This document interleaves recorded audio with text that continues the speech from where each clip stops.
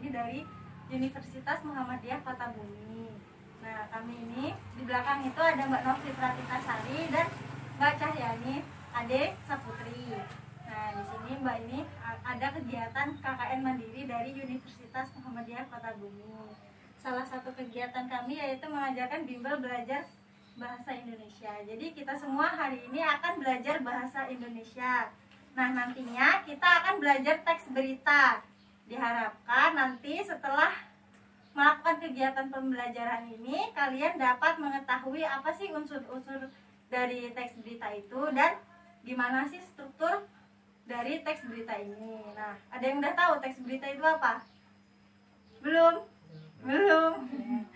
Jadi kita akan belajar teks berita ya.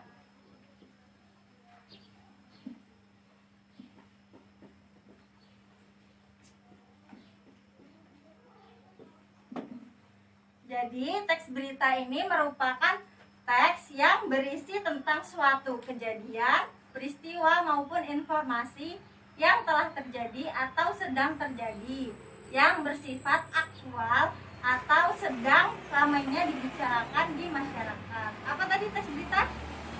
Apa Din? Jadi ulangin lagi ya, teks berita itu suatu teks yang berisi tentang suatu kejadian, peristiwa maupun informasi yang bersifat aktual atau sedang ramai-ramainya dibicarakan. Nah, dalam teks berita ini mempunyai beberapa unsur, yaitu unsur 5W plus 1H. Nah, unsur 5W plus 1H itu yang pertama ada what. Tahu what itu artinya apa? What itu apa ya? Ini unsur yang pertama.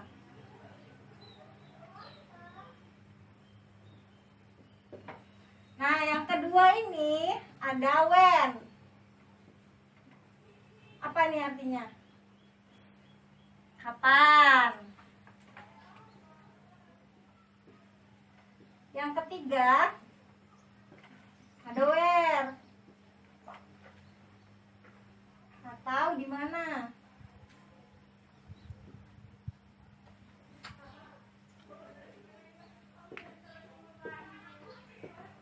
Nih, unsur yang keempat yaitu who atau siapa. Yang kelima ada kurang kelihatan nih.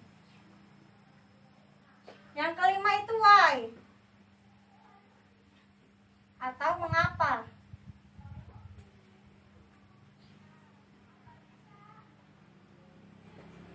Nah, yang unsur terakhir ini atau unsur keenam itu ada who atau bagaimana.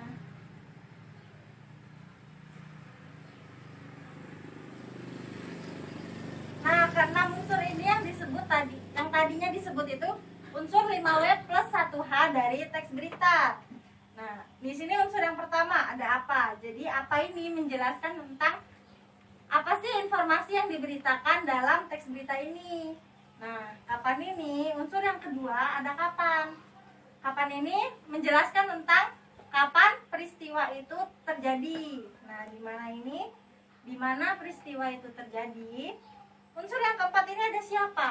Siapa yang terlibat dalam peristiwa tersebut. Nah, jadi dalam suatu teks berita ini tentunya mencakup keenam ini. Nah, ini terus di pertengahan dari teks berita ini pasti ada pertanyaan why, mengapa. Jadi mengapa peristiwa itu bisa terjadi. Nah, dan yang keenam ini atau yang unsur terakhir ini ada who atau bagaimana.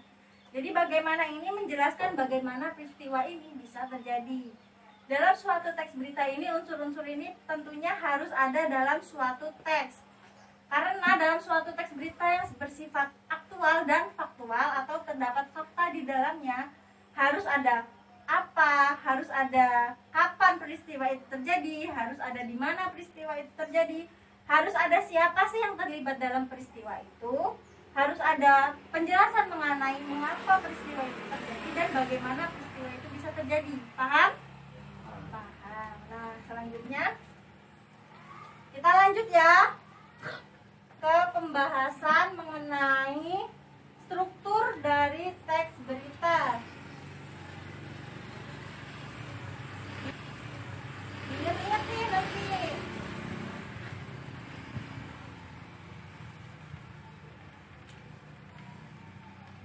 pembahasan kedua mengenai struktur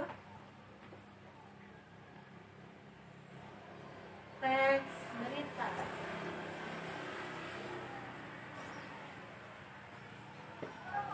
Ada yang tahu struktur teks berita itu yang pertama apa? Ada yang tahu nggak? Nggak ada yang tahu. Jadi struktur teks berita yang pertama itu ada orientasi berita. Orientasi berita. Atau kepala berita.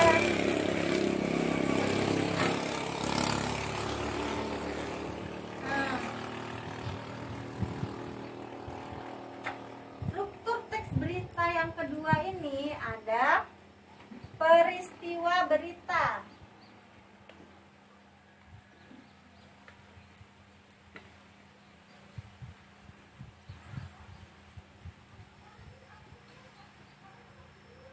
Atau tubuh berita.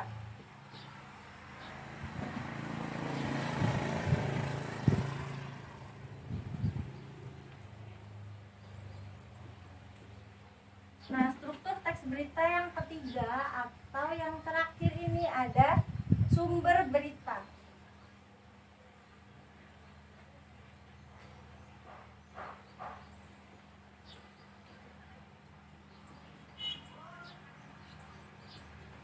Atau ekor berita.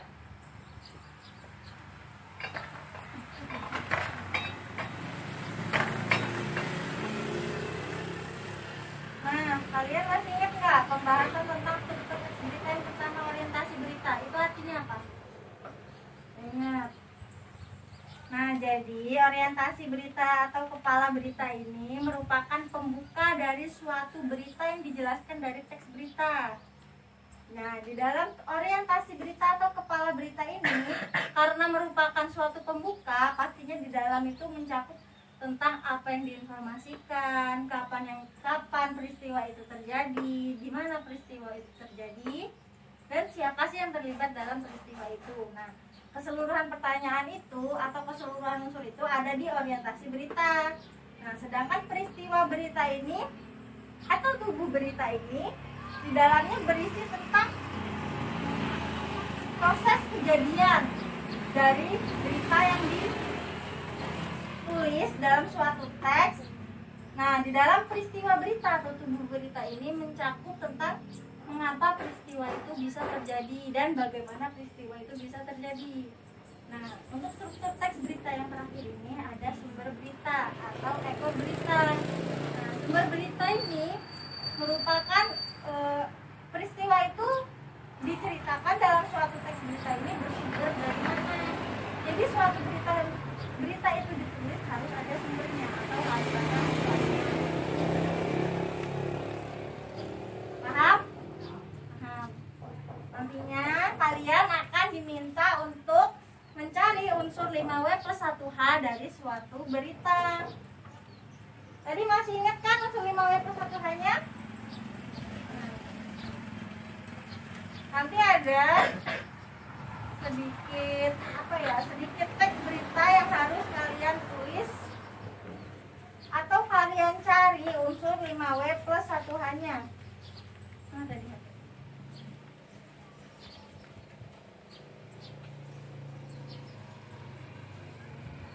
jadi tulis ya.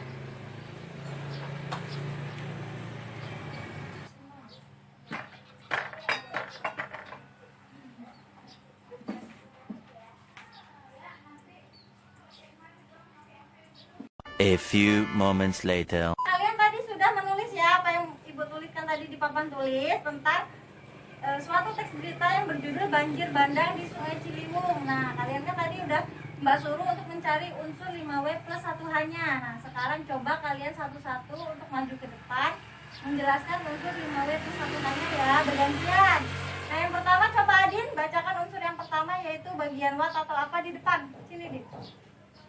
Biar teman-temannya tahu. Madep sana, menghadap ke sana. Nah, coba. Banjir bandang di sekitar Sungai Ciliwung. Udah. Coba dapat dibacain. Kamu baca apa? Unsur yang pertama, yang wat atau apa? Wat atau apa sungai? Ya, contohnya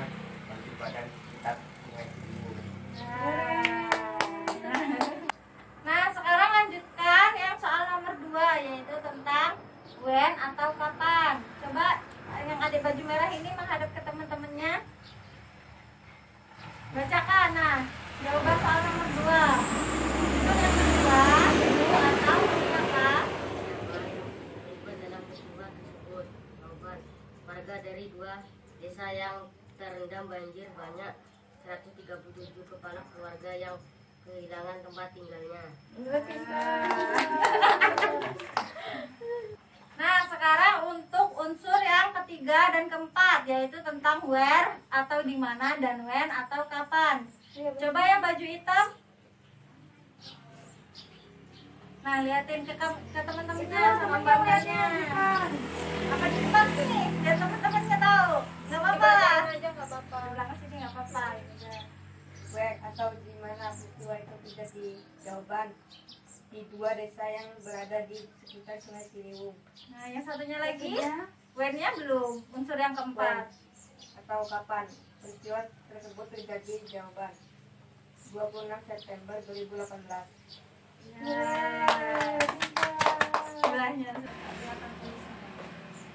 Nah, sekarang untuk jawaban soal yang selanjutnya, yaitu unsur yang kelima dan keenam, ada why dan who. Coba Tias bacakan. Where atau mengapa peristiwa tersebut terjadi. Jawaban, karena kegiatan masyarakat sekitar membuang sampah sembarangan di Sungai Ciliwung. How atau bagaimana peristiwa tersebut terjadi. Jawaban, hujan turun sangat deras dari waktu malam hari sampai pagi hari, sehingga terjadi banjir yang membuat 127 kepala keluarga kehilangan tempat tinggalnya dan mengungsi. Nah, itu tadi udah pada paham ya untuk mencari unsur 5W plus 1H-nya dari suatu berita ini. Jadi dalam bahasa Inggris, unsur dalam teks berita ini disebut unsur 5W plus 1H. Sedangkan di dalam bahasa Indonesia, unsur ini ditulis secara akronim atau singkatan, yaitu adiksimba. Nah, adiksimba ini merupakan singkatan dari apa, di mana, siapa, kapan, mengapa, dan bagaimana. Nah, akronim atau singkatan ini ada karena untuk mempermudahkan kita untuk mengingat unsur-unsur dari suatu teks berita ini. Nah, coba kita ulangin lagi ya, gimana unsur-unsur teks berita itu tadi. Unsur yang pertama apa? What, ya, atau apa. Yang kedua, when, atau kapan. Yang ketiga apa? Why-nya. Siapa. Yang keempat, where, di mana. Yang kelima, why, mengapa. Yang keenam ini apa? Satu hanya. Ya, bagaimana. Nah, itu tadi merupakan unsur-unsur teks berita. Nah, sedangkan tadi struktur teks berita yang udah kita pelajari apa? Kan ada 3 tuh. Yang pertama apa? Orientasi berita atau kepala berita. Yang kedua, ya, peristiwa berita atau tubuh berita. Nah, yang ketiga apa? Sumber berita atau ekor berita. Nah, tadi kita udah sama-sama ya menjelaskan belajar tentang teks berita. Nah, besok untuk pelajaran selanjutnya Mbak kasih tugas, yaitu untuk mencari lagi unsur-unsur teks berita dari buku cetak ini halaman 5. Nanti kalian kerjakan, untuk pertemuan selanjutnya bisa dikumpulkan atau nanti kita pelajari sama-sama lagi ya, biar lebih paham ya. Nah, kalau begitu pelajaran tentang hari ini sudah selesai. Sebelum menutup pembelajaran, kita untuk berdoa terlebih dahulu. Berdoa mulai.